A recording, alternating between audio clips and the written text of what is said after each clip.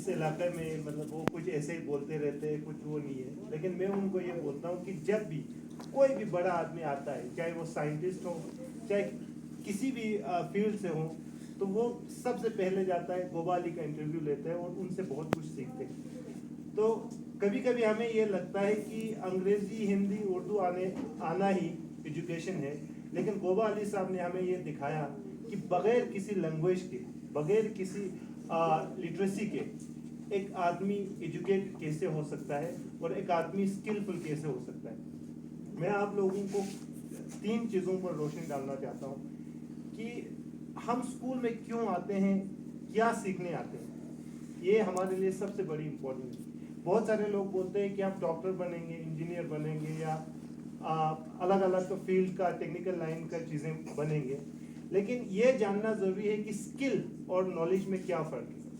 ज़रूरी नहीं है कि एक कारपेंटर हो या एक इंजीनियर हो, उन दोनों में कोई डिफरेंस नहीं है, ये हमें समझ आना जरूरी है। लेकिन पैसा हमें ये दिखाता है कि इंजीनियर कुछ बड़ा पोजीशन पर है।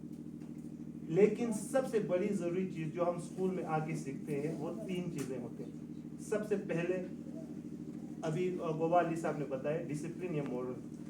ये हमें ये दिखाता है कि हम किस दिशा से आए हैं। हम चोरी नहीं करते, झूठ नहीं बोलते, किसी को धोखा नहीं देते। तो एजुकेशन हमें ये सिखाता है कि सोसाइटी में ये सारी चीज़ क्यों जरूरी है। एक नॉलेजेबल इंसान को हमेशा ये पता होता है कि honesty is the best policy, लेकिन बेवकूफ़ या अनपढ़ इंसान हमेशा ये समझते हैं कि चालाकी से वो जीत सकते हैं। लेकिन जिंदगी की जंग में चालाकी से आप एक दौर को पकड़ सकते हो। मैं आपको एक एग्जांपल देता हूँ।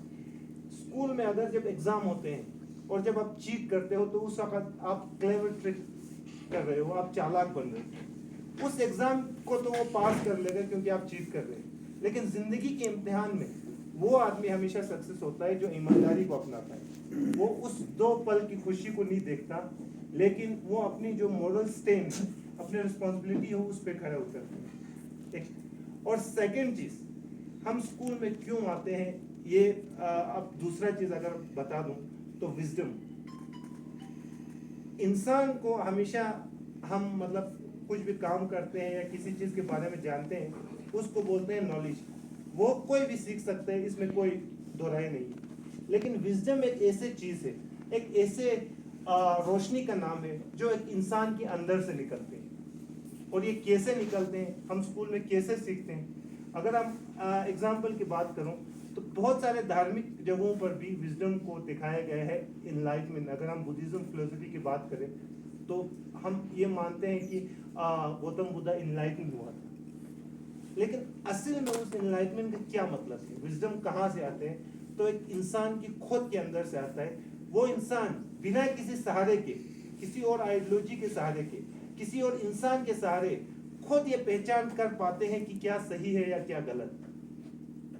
जब आपके अंदर ये आ जाते हैं तो समझ लेना कि आप भी इनलाइटन हो। आप में ये उरूज आ गए कि बिना माँ बाप की कहे हुए कि ये सही है या गलत, आप खुद पहचान पाते हो कि ये सही है, ये गलत है। जब आप उस स्टेज पे आ जाते हैं तो आप इनलाइटन हो।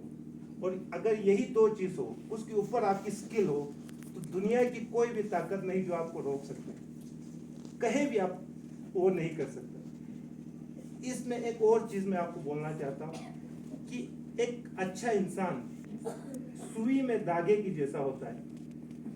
सुई का जो होल है वो कितने भी छोटा क्यों ना हो, अगर आप सच्चा हो, ईमानदार हो, स्किलफुल हो, विजडम हो आपके पास, तो कभी नहीं फंस सकता, जितने भी मुश्किल हालात क्यों ना हो।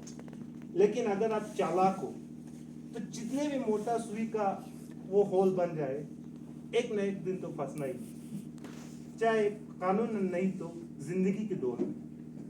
तो इसी के साथ मैं अपने इस लेक्चर को अख्ताम करता हूँ। Thank you so much.